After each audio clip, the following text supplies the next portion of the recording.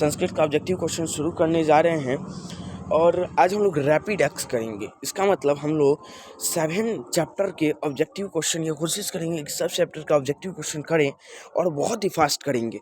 अगर आप लोग को एग्ज़ाम के व्यू से अगर ये वीडियो देखना है कि आपकी संस्कृत में कितनी की तैयारी हो चुकी है, तो आप लोग इसको पॉज करके हर एक क्वेश्चन को पॉज करके खुद से पहले आंसर लिखें और फिर मुझसे मिलाएं, ठीक है ना। अब चलिए हम लोग स्टार्ट करते हैं। तो पहला क्वेश्चन आप लोग के सामने रखा गया है कि मंगलम पाठ के रचनाकार कौन है। तो मंगलम पाठ के जो रचनाकार है वो महर्षि वेदव्यास है। सॉरी दोस्तों, ये जो है वेदव्यास जी है, ठीक ना। अब नेक्स्ट पे हम लोग चलते हैं। चलिए नेक्स्ट कहा जा रहा है कि उपनिषद के रचनाकार कौन है। उपनिषद के रचनाकार वेद व्यास जी हैं, तो इसका आंसर सी हो जाएगा, ठीक ना। चलिए नेक्स्ट पे चलते हैं। नेक्स्ट कहा जा रहा है उपनिषद किसका अंतिम भाग है। तो ये वैदिक साहित्य का अंतिम भाग है। ऑप्शन नंबर इसका सी हो जाएगा। नेक्स्ट पे चलते हैं, ठीक। नेक्स्ट कहा जा रहा है मंगलम पाठ के में किस प्रकार की मंत्र संकलित हैं। तो ये पद्यात्मक है। जितने भी मंत्र हैं वो पद्य के रूप में हैं। और कितने मंत्र हैं तो आप लोग को पता होना चाहिए। 5 मंत्र हैं, 4 उपनिषद है। कौन कौन से? पहला ईशावास्य उपनिषद, दूसरा कठोपनिषद, तीसरा मुंडकोपनिषद, चौथा भी मुंडकोपनिषद और 5वां श्वेताश्वतर उपनिषद, ठीक ना। चलिए नेक्स्ट पर चलते हैं। उपनिषद किसका सिद्धांत प्रकट करता है। तो दर्शन का। देखिए नीचे आप लोग का आंसर भी दिया गया है, तो आप लोग को किसी प्रकार की कोई दिक्कत नहीं होगी। वीडियो को पॉज करके आराम से आप लोग एग्जाम भी देख सकते हैं, ठीक ना। किसके वश में नहीं किया जा सकता है, आप कुछ भी कर लीजिए, आप आत्मा को वश में नहीं कर सकते हैं, ठीक ना। नेक्स्ट क्वेश्चन कहा जा रहा है कि नेक्स्ट क्वेश्चन मंगलम पाठ कहाँ से संकलित है। तो ये उपनिषद से संकलित है, ये इसका उपनिषद हो जाएगा। नेक्स्ट महान से भी महान कौन है। आत्मा है, तो यहाँ आत्मा हो जाएगा। उसके बाद नेक्स्ट पे चलते हैं। सूक्ष्म से सूक्ष्म कौन है। ये भी आत्मा है, ठीक ना। इसका भी आत्मा हो जाएगा। चलिए नेक्स्ट पे चलते हैं। विद्वान शोक रहित होकर किसको देखता है। विद्वान शोक रहित होकर परमात्मा को देखता है, ठीक ना। ये परमात्मा की प्राप्ति कर लेते हैं। नेक्स्ट कहा जा रहा है कि सत्य से किसका रास्ता प्रशस्त होता है। तो देवलोक का रास्ता प्रशस्त होता है, ठीक ना। मैंने जो पिछला ऑब्जेक्टिव क्वेश्चन कराया था उसमें भी कुछ क्वेश्चन हैं। ये संपूर्ण संसार किससे अनुशासित है। तो परमात्मा के द्वारा ये अनुशासित है। नेक्स्ट पे चलते हैं। वेदाहमिन्द्रमुत्रम महंतम विद्यते अयनाय मंत्र किस उपनिषद से लिया गया है। तो ये श्वेतास्त्रो उपनिषद जो है उसमें लिया गया है, ठीक ना। नेक्स्ट अनुरण्याण महतो महियाण मंत्र किस उपनिषद से संग्रहित है। तो ये कठोपनिषद से लिया गया है। नेक्स्ट कहा जा रहा है कि नदियां नाम रूप को छोड़कर किस में मिलती है। तो समुद्र में मिल जाती है। नेक्स्ट किसकी विजय नहीं होती है। असत्य की विजय कभी भी नहीं हो सकती है ना। सत्यमेव जयते नान्यतम किसकी महिमा का गान होता है। परमात्मा की महिमा का गान होता है। नेक्स्ट कहा जा रहा है कि किस सबसे बड़ा खजाना क्या है। तो सत्य ही सबसे बड़ा खजाना है। सत्यम सुंदरम ईश्वर क्या है। सत्य ही ईश्वर है, ठीक ना। नेक्स्ट पे चलते हैं। ईशावास्य उपनिषद में किसके विषय में कहा गया है। तो ये कहा गया है परमात्मा के बारे में कहा गया है इसमें। नेक्स्ट कहा जाए कठोपनिषद में किसके बारे में कहा गया है। तो कठोपनिषद में माया मोक्ष के बारे में कहा गया है। नेक्स्ट कहा जा रहा है कि श्वेतास्त्रो उपनिषद में किसके बारे में कहा गया है। तो इसमें श्वेतास्त्रो उपनिषद जो है उसमें वैसे तो सत्य की चर्चा की गई है, लेकिन यहाँ विद्वान है तो यहाँ विद्वान भी दे सकते हैं, ठीक ना। विद्वान भी दे सकते हैं। नेक्स्ट चलते हैं हम लोग। नेक्स्ट कह रहे हैं किसके प्रभाव से विद्वान शोक रहित होते हैं। इंद्रिय की कृपा से। सॉरी दोस्तों,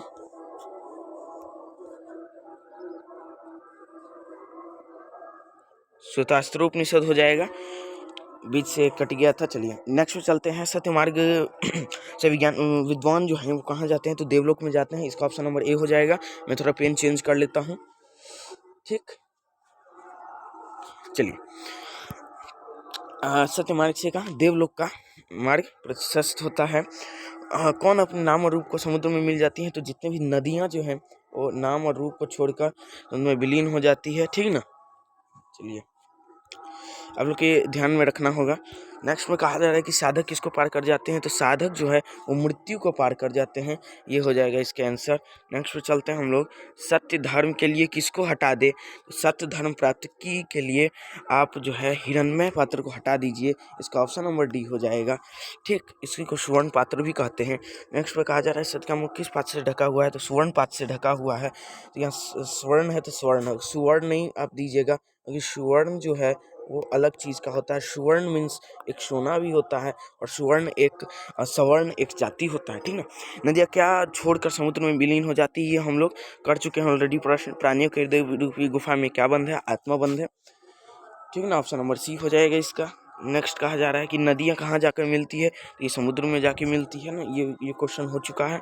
नेक्स्ट कहा जा रहा है कि किसकी जय होती है, सत्य की जीत होती है। किसकी विजय होती है, सॉरी असत्य की विजय होती है।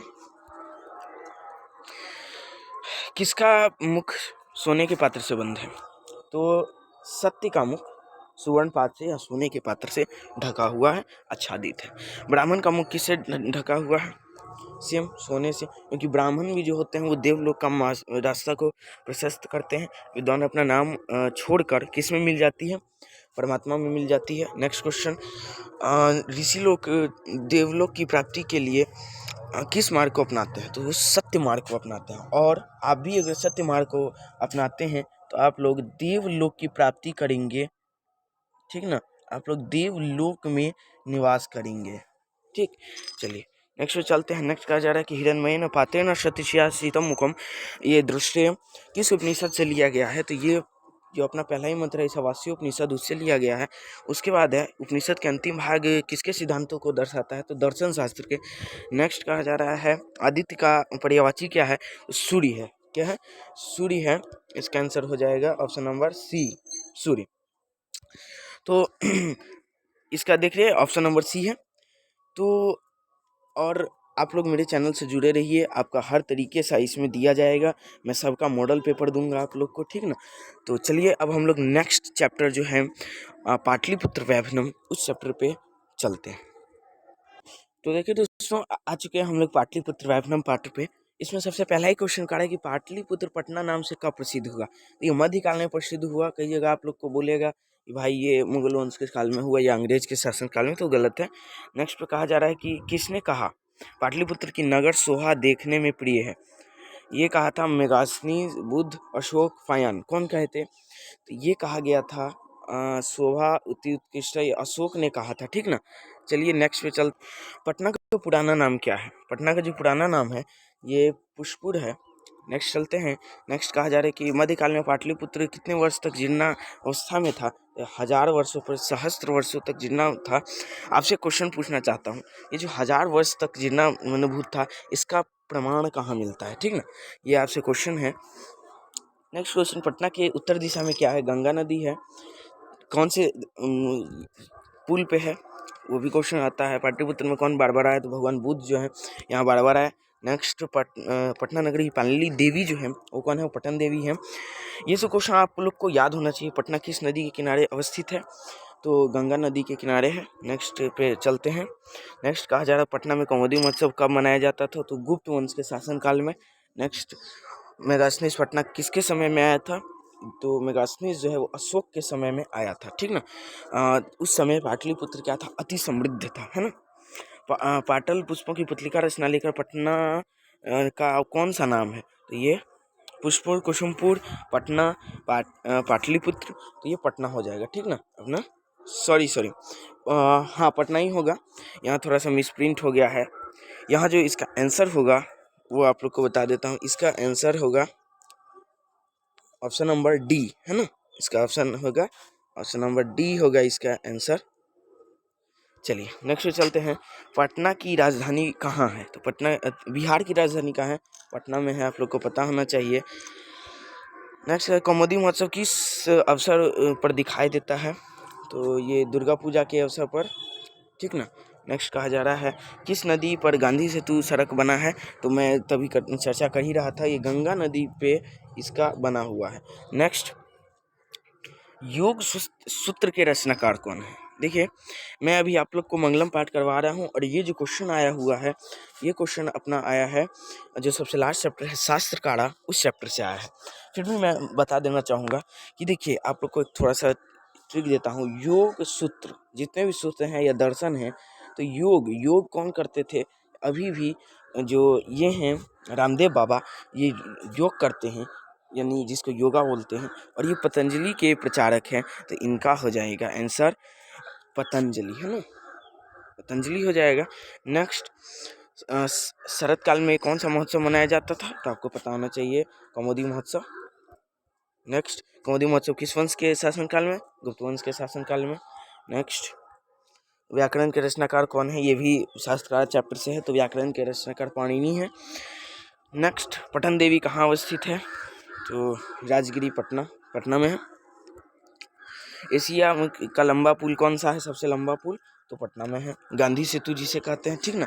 ये आपको बता दूं थोड़ा सा कि ये पटना में जो सेतु है, जिसको हम लोग गांधी सेतु कहते हैं, वो पूरे विश्व में तीसरा नंबर पे अभी आता है। ये जब पुल बना होगा, उस समय जब इस किताब को लिखने वाले डॉक्टर उमाशंकर शर्मा ये लिखे होंगे, तब का बात है। लेकिन अभी ये तीसरे नंबर पे है। इनसे बराबर 2 पुल और है, जिसमें से एक पुल तो महाराष्ट्र में है, ठीक ना। नेक्स्ट पे चलते हैं कि गुरु गोविंद सिंह का जन्म कहाँ हुआ? तो पटना में हुआ था इनका जन्म। गुरुद्वारा जिनको कहते हैं, मुगल वंश के किसका उद्धार हुआ? मुगल काल में पाटलिपुत्र का उद्धार हुआ। नेक्स्ट, गुरु गोविंद सिंह किस संप्रदाय के कितने नंबर गुरु थे? ये 10वें नंबर गुरु थे। आपको थोड़ा बता दूं, इस सिख संप्रदाय के 10 गुरु हैं। कितने? 10 गुरु हैं दोस्तों। और इस 10 गुरु में से 10 का शायद आपको नाम याद हो तो थोड़ा बहुत बढ़िया होगा। तो पहला जो है, मैं आप लोग को बता दूं, पहला गुरु है जिनका नाम है गुरु नानक देव, जिन्होंने सिख धर्म का स्थापना किया। दूसरे गुरु अंगद, फिर है गुरु रामदास, गुरु अमरदास, गुरु अर्जुन देव, और फिर है गुरु हरगोविंद, गुरु हर राय, गुरु हरकिशन, गुरु तेग बहादुर, और लास्ट में गुरु गोविंद सिंह, ठीक ना। तो ये 10 गुरु के नाम है। नेक्स्ट, गांधी सेतु कहाँ है? पाटलिपुत्र में स्थित है। ये बच्चा को पता होनी चाहिए। कुटुम्बता की कवि कौन है? तो दामोदर गुप्त है। नेक्स्ट, यूनान का राजदूत कौन था? मेगास्थनीज का। नेक्स्ट, राजशेखर की रचना कौन सी है? काव्यमीमांसा। आप लोग को ट्रिक भी दिया था कि जो राजा जो होते हैं, राजा वो क्या कहते हैं? मांस खाते हैं। क्या खाते हैं? मांस खाते हैं। तो उसी से आप लोग इसको याद रख लीजिए। कौमुदी महोत्सव किस ऋतु में मनाया जाता था? इसका आप लोग को आंसर पहले से देख लिए, शरद ऋतु में। पहले आप लोग देखिए, तब आंसर मिलाइए नीचे वाला आंसर कि आपका सही है या नहीं, ठीक ना। मैं भी मिलाता रहता हूँ। किसके समय में पाटलिपुत्र अधिक समृद्ध था? ये शायद हम लोगों ने कर लिया। नेक्स्ट, अस्ति मही तिलकम परिभूत पुरंदर स्थानम कहाँ से लिया गया है? ये पाटलिपुत्र वैभवनम से लिया गया है। नेक्स्ट, कहा जा रहा है कि काव्यमीमांसा के रचनाकार, अभी मैंने बताया, प्राचीन काल में शिक्षा का केंद्र कहाँ था? पाटलिपुत्र में था, ठीक ना। नेक्स्ट, किस काल का शासन उत्कर्ष काल माना जाता है? तो ये वर्तमान काल, अशोक काल।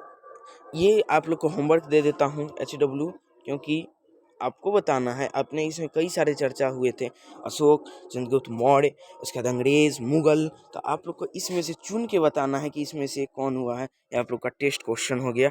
आप लोग कमेंट बॉक्स में इसका बताइएगा, ठीक है। दामोदर गुप्त ने किस काव्य की रचना की है? तो कुटुम्बता के, ठीक। विद्वानों ने पृथ्वी का तिलक किसे कहा है? पाटलिपुत्र को। ये करवा चुका हूँ। इंद्रलोक किस नगर को कहा गया है? पाटलिपुत्र को कहा गया है। नेक्स्ट, स्वर्ग से भी सुंदर कौन सा स्थान है? पाटलिपुत्र है। इस सब का क्वेश्चन ना एक ही जैसा है। और उसके बाद भगवान बुद्ध के समय पटना का नाम क्या था? पाटलीग्राम था। भगवान बुद्ध भविष्य में किस नगर को महानगर बनने कहा? तो पाटलिपुत्र को कहा, पाटलिपुत्र को कहा। नेक्स्ट पे, सरस्वती का कुलगुरु कौन सा महानगर है? तो सेम पाटलिपुत्र। नेक्स्ट पे कहा जा रहा है, नेक्स्ट हो गया आप लोग का। तो देख सकते हैं कितना मस्त मैंने बनाया है। आप लोग देखिए, काम कीजिएगा, रोक के वीडियो को पॉज करके आप लोग देखिएगा और बाद में आंसर नीचे देख के मिलाइएगा। उससे आप लोग का अंदर से एक आवाज़ आएगा कि नहीं, you are the best and you are trying to do the best in your life, है ना। आपकी तैयारी कहाँ है संस्कृत में? वो आप सेल्फ टेस्ट के लिए ये बहुत इंपॉर्टेंट वीडियो है। तो आप लोग इसको ज़्यादा से ज़्यादा फैलाएं, ज़्यादा से ज़्यादा लाइक, सब्सक्राइब, शेयर और जरूर करें। आज मैंने 2 चैप्टर का किया, अगले और भी चैप्टर का ऑब्जेक्टिव क्वेश्चन मैं डालता रहूँगा। मिलते हैं नेक्स्ट क्लास में, तब तक के लिए जय हिंद।